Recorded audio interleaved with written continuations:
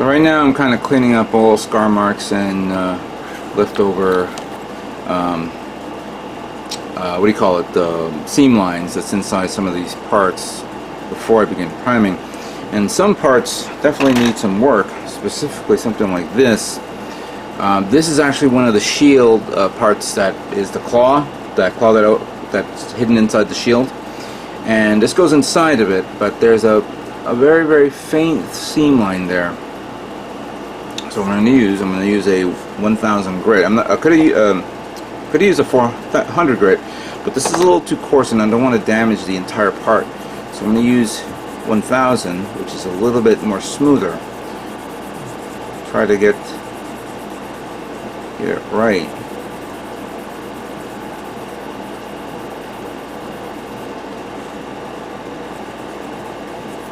This takes a little time because of how smooth this part is. There's no. If I would have used a 400 grit, yes, I would have dug in deep, and I would have to use a 1000 grit again. But I'm doing it this way because I don't want to damage the panel lining that's in between the sections there.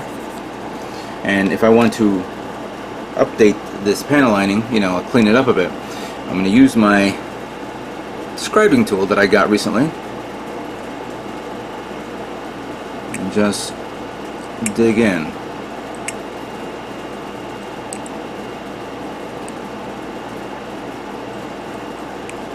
And clean it up.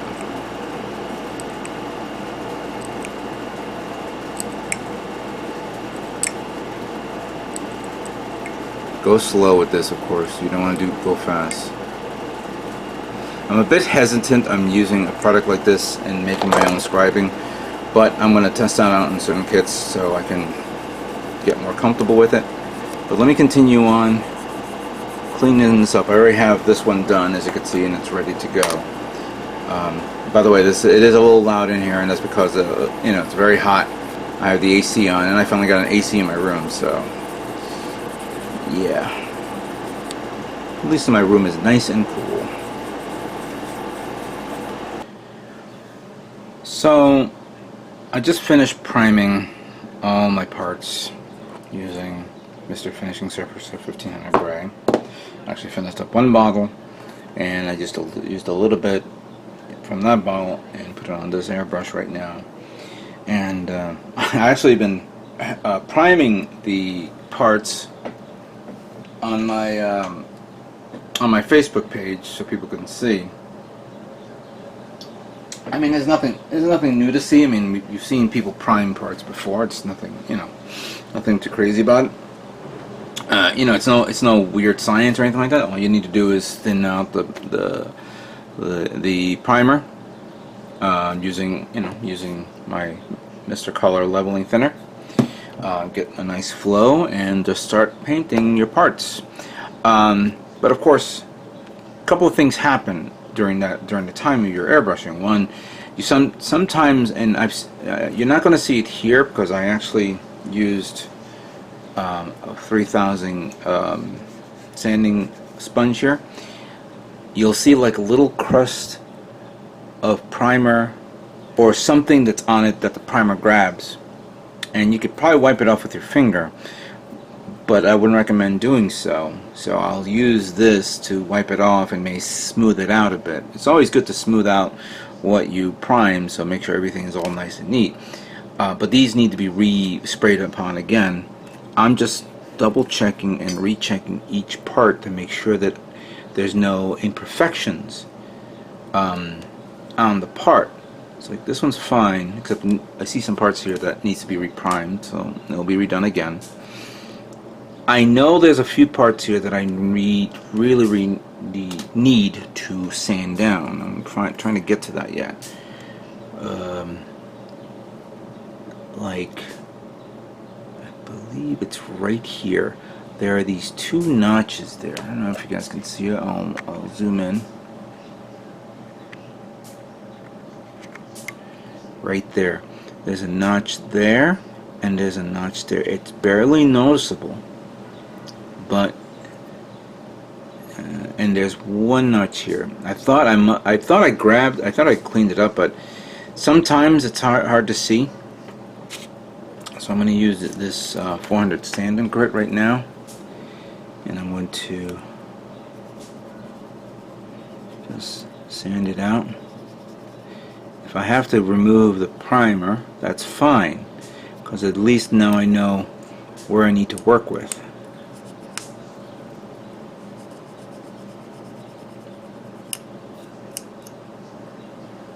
I think that's good. I've always used the sticky tack to tell me if it worked. Sometimes you gotta do it a couple of times to see what registered. Let me just give it another sand again. Now there's going to be some scarring, so I'm going to pull out a 1000 sanding stick in a moment, just so I can retouch it up again before I re-prime it again. It's tedious, but it's necessary, unfortunately.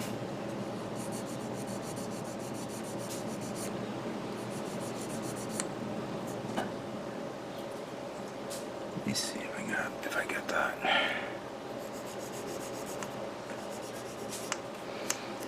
There we go. Alright.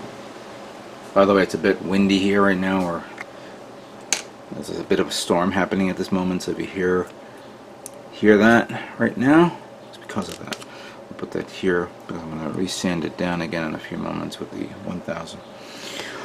I also would like to take a moment to show what I got in the mail. Again, this is something that I showed off in my in Instagram and Twitter, so I might as well show it off here as well, because I needed to to pre-shade the parts in I'm going to use brown as the pre-shading that I've seen Zacharelius did with his 160 scale Munzinger C. So I ordered it online on Gundam Planet, and it came in. So this is number 7 brown. I got that. I also bought a few other things. So I bought this color, Dug Egg Green. I'm going to try something with that later on. I also ordered Mr. Weathering Color Multi-White, because they had it in stock, and Sandy Wash. Sandy. And somebody asked me, and I hope the person who's watching this video is seeing this. Somebody asked me, where can I get this? Because this is the weathering solvent that I used on my weathering kits, which is great to wash it out. It's also great to use it on when you want to panel line kits. This works well with that. This does. Now, I got this at Gundam Planet years ago, and I told them that they don't have it in stock anymore, but in the recent stock they did, and I bought myself a bigger bottle of 250 milliliters, I think it is. So they have it in Gundam Planner right now for, I believe this is 12 bucks. This was like around maybe 8 or 9, but this is now a nice big bottle. So there you go, if you want to use it for weathering. I am ready for weathering this kit, but right now let me continue reviewing all these parts step by step, make sure that I don't miss anything. I know that there are parts that there were droplets of thinner falling on it, so I said to myself, I'll get to it when it dries. Maybe the paint will settle out and even out a bit. If it didn't, then I'm just going to get my sanding sponge and sticks and begin to wipe it down, clean it up. Once I'm settled with all that, let's move on to the next stage, and we're going to have this ready for that.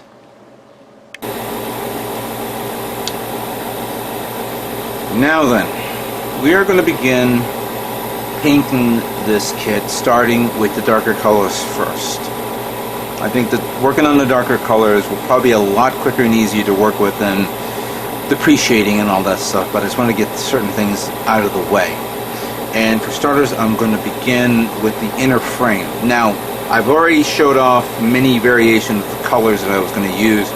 But I'm going to do a little bit of a recap and showing off some paints that I do have that I'm going to use. In the inner frame, I'm going to still use Mr. Gundam Color number 5 UNT-MS Grade. This is the metallic version. I've always favored this. I could have easily used AK's in gunmetal version, but I find that this is a little bit more subtle in regards to metallic.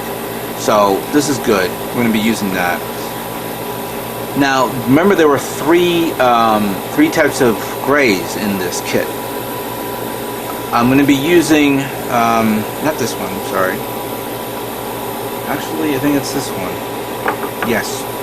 This is the MS Phantom Gray. This is going to be the other color that we'll work on in a few moments.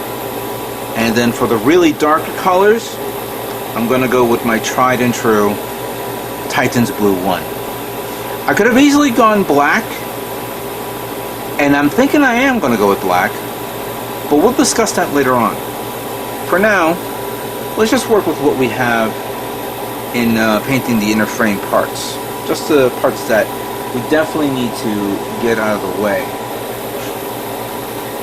And then during the course of the build, we'll probably work on maybe something else. I don't know.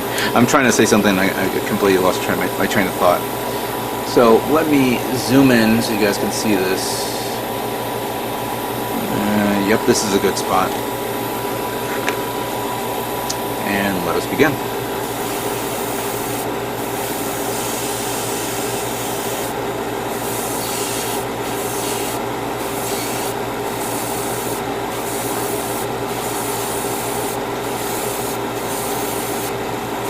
I spend a lot of time right now trying to make sure that I get all the parts primed, but also making sure that there was no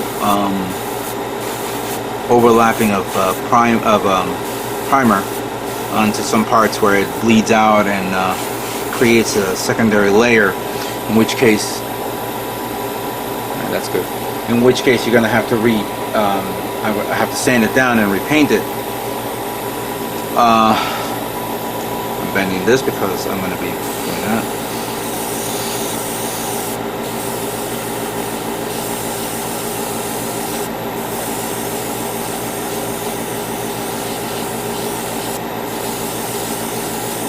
Yeah, and then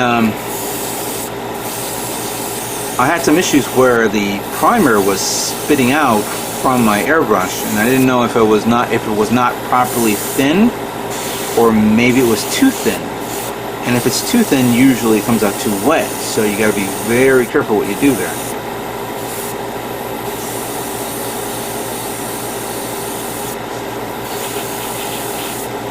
By the way, I have the knees bent on this because I'm going to open it up later on for the, the other end of this.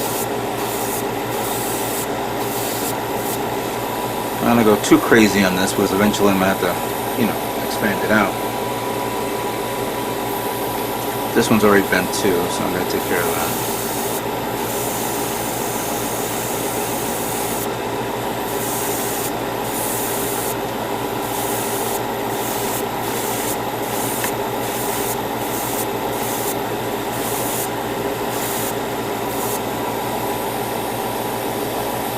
Yep, that's good.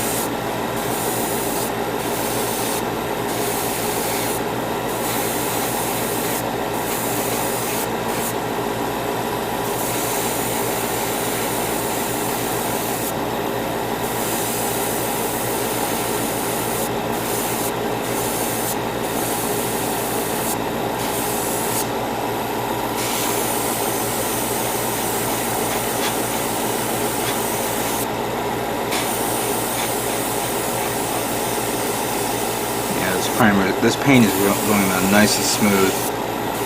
This is one paint that you can actually work with, and you can, once you're done, you could top coat it to protect it. Make sure you get both sides of the skirt armor, because you have parts that bleeds right through. If you don't do it right, it'll not show properly.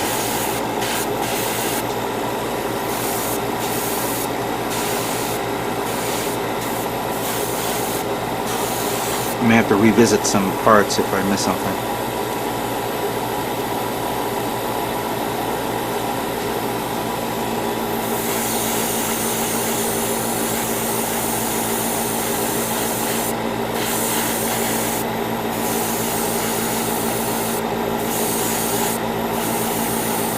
This is actually a really beautiful kit after reviewing it so many times and seeing it. And to fairness, the Kyrios was never my favorite kit. Matter of fact, it was never my favorite mobile suit. But it is from the 00 line, which is actually one of my favorite series. So I had to like it by proxy. Yet I hope with what, after I'm done with this kit will look amazing. Alright, so I have more parts, more inner frame parts to have to work with here, so I don't want to waste time to you guys seeing this. Let me finish this up, and then we'll move on to the next part. So give me a second while I prepare all this.